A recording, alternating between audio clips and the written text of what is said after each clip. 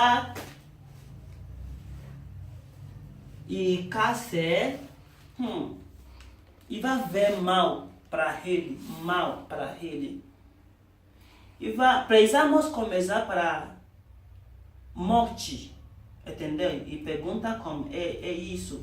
E vai você ver o Turupan, e vai você ver morte para no Turupan, e vai você ver morte para ele. Você vê morte para ele. Não é morte com dinheiro, precisa perguntar com dinheiro. Não é morte. O Gundaka.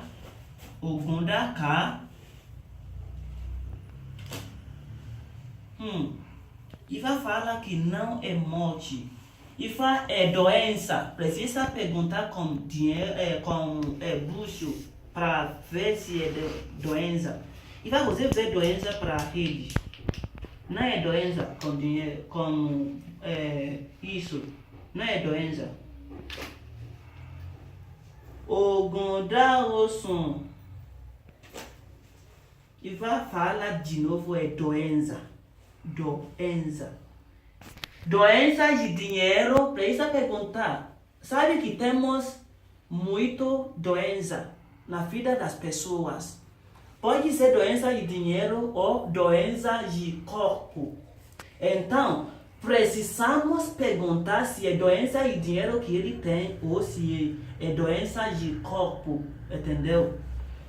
E precisamos abrir esse o do primeiro, o tudo com o B, entendeu? E vai olhar com a saudade, você vê doença de dinheiro dentro da vida dele. Não é isso, é doença de corpo.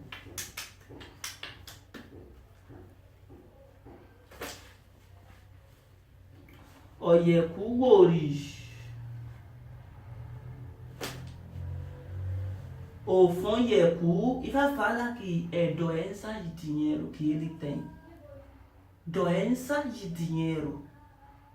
E depois sabemos o problema dele.